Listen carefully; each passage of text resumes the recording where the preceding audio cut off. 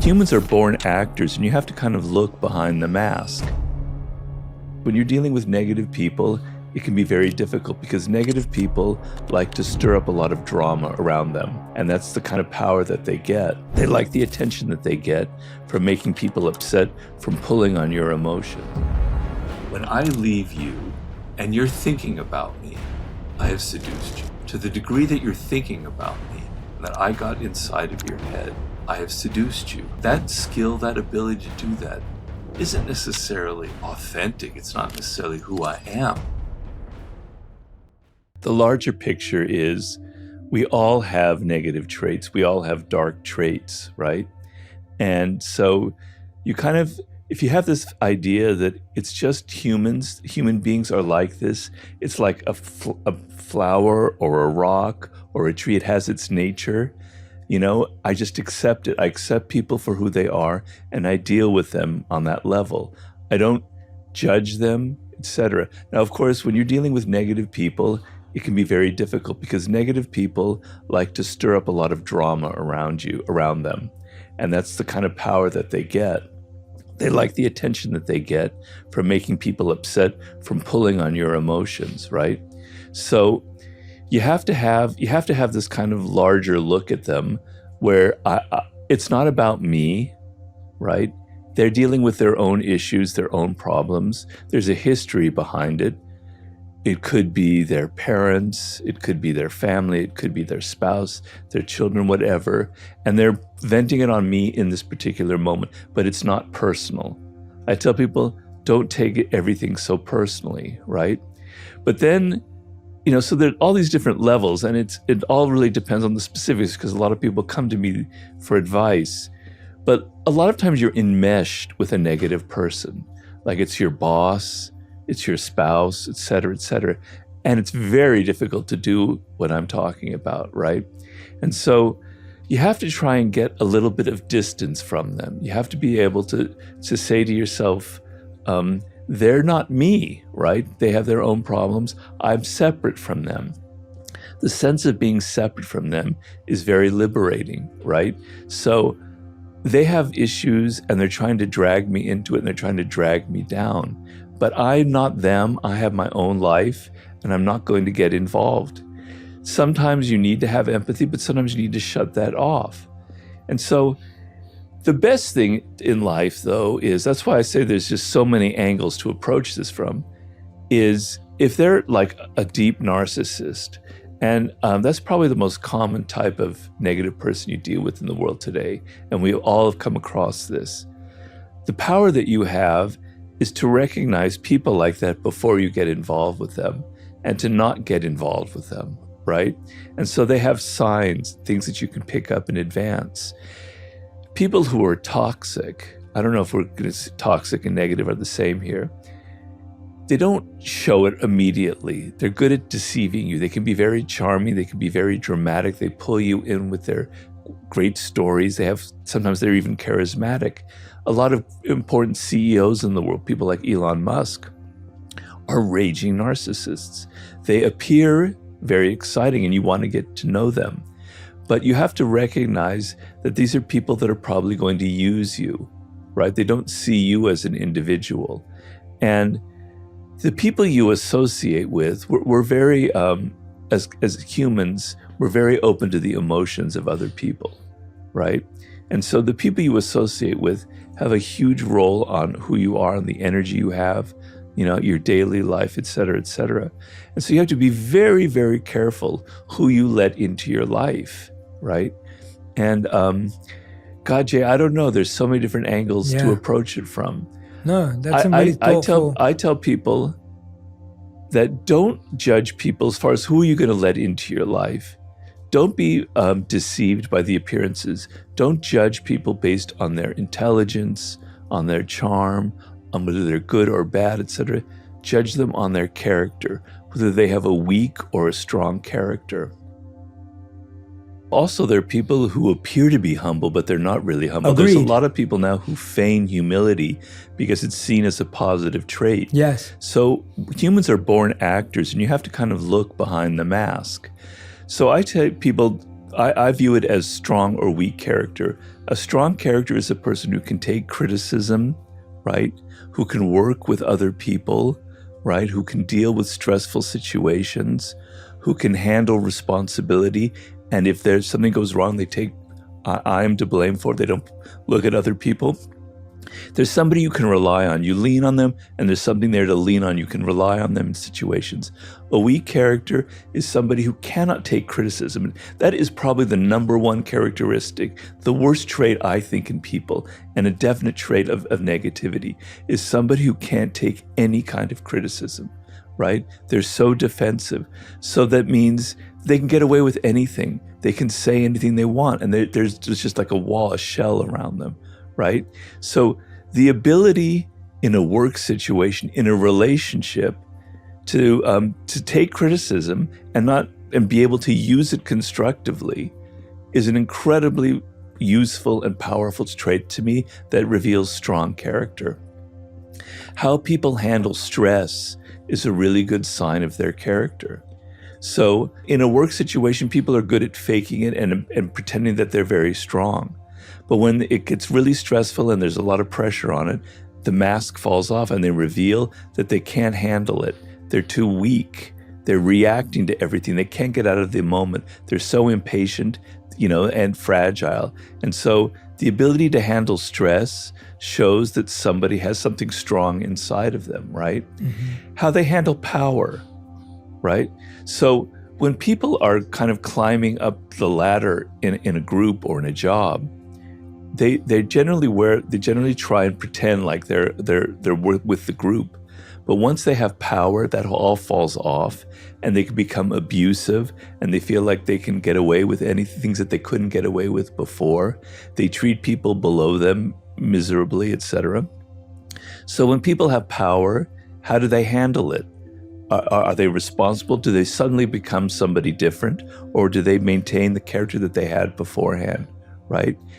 What kind of partners do they choose? Do they choose a spouse, a husband, a girlfriend, etc., somebody that they can push around, somebody that's inferior to them so that they can feel better about themselves?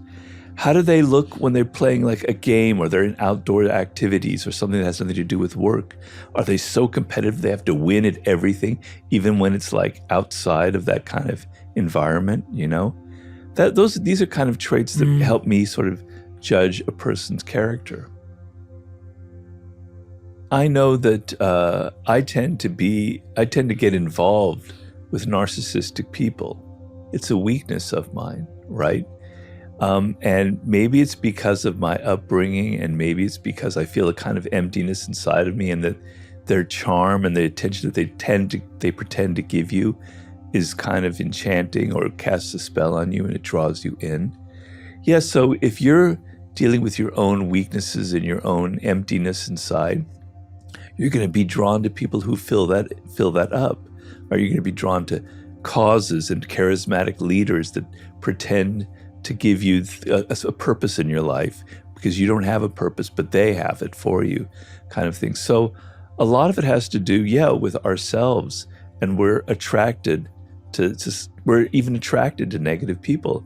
And there are people who have patterns in their life where they deliberately choose the worst kind of person for them, right?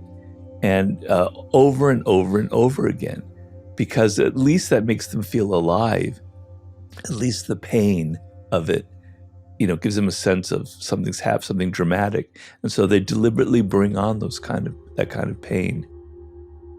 As I mentioned before, with the game, the pickup artist game, that there's nothing less seductive than you read a book, you've read Robert Greene's Art of Seduction, and you're applying these tactics to somebody, right? You're not being real, you're not being authentic, you're not being, so that's not seductive.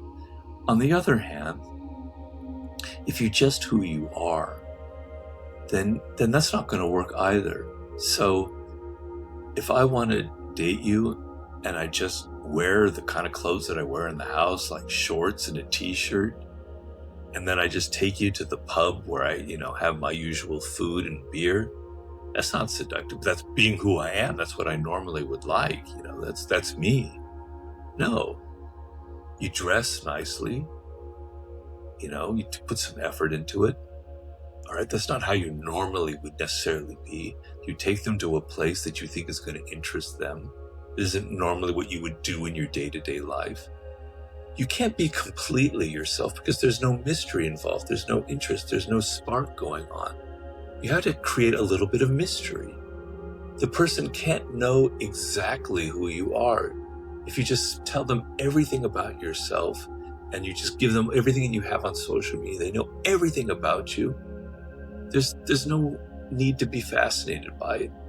The art of seduction, I can tell you very simply, is when I leave you, not after the podcast, but after, a date of some sort, and you're thinking about me, I have seduced you. Okay? To the degree that you're thinking about me and that I got inside of your head, I have seduced you. Okay? Okay, that skill, that ability to do that isn't necessarily authentic. It's not necessarily who I am. It's I understand. So it's like a dance. People in the world today are too black and white. I've got to be authentic, or I've got to learn how to use these tactics. It's both. You're being natural. You know that you're a rake. You know that you're a coquette, and you're bringing that out.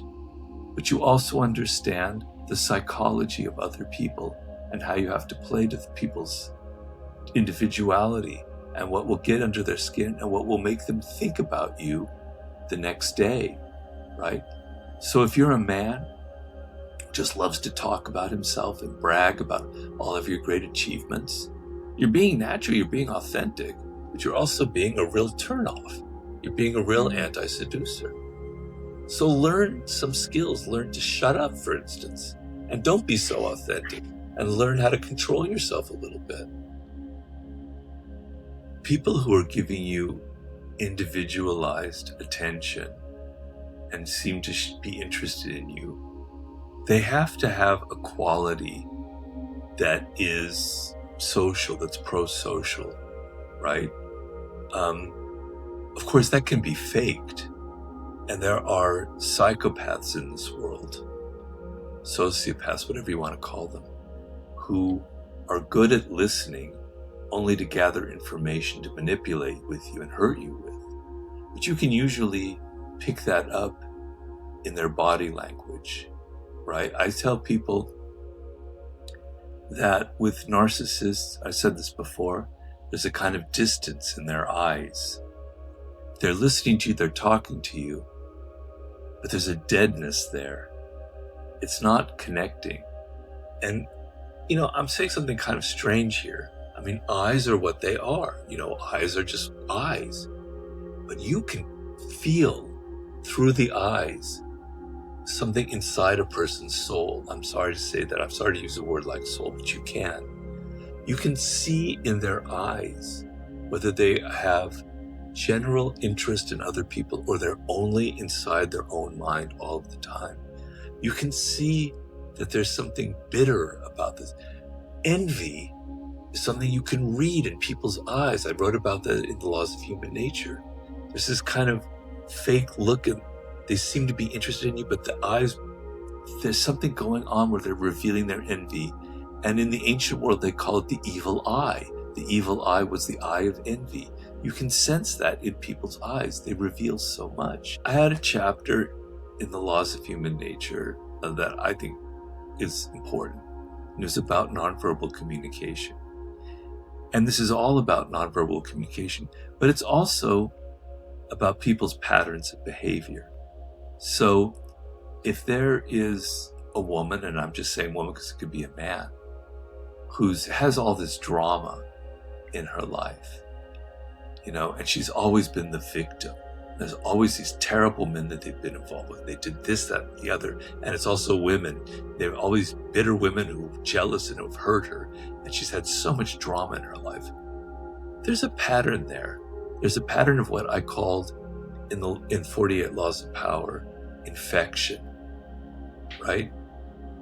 they are actually the ones who bring on all the bad things in their life, because they love drama. They love having all this emotional bullshit around them. Okay? So their actions can also, the people's past can reveal that you're dealing with an infecting type. They're too dramatic. Okay? But oftentimes it's the body that reveals it. And you can see the way the relaxed quality in their body language. In a seduction setting, when people mirror each other, so if I move my arm this way, then the woman does that a few minutes later, unconsciously, she's falling under my spell, kind of because my relaxed behavior is inducing a similar relaxed reaction in her. So to read people's masks, you have to shut off all your intellectual crap, all your verbalizing, all your thinking, and be attentive to the body. The body will tell you, because I could say anything with my words. I could say, you're so beautiful, I'm in love with you, you're just wonderful, and I'm lying. But I can't lie with my eyes, I can't lie with my mouth, I can't lie with my body language. It tells the truth. I can say I love you, but my eyes are just kind of dead, and it's just a form, it's just words.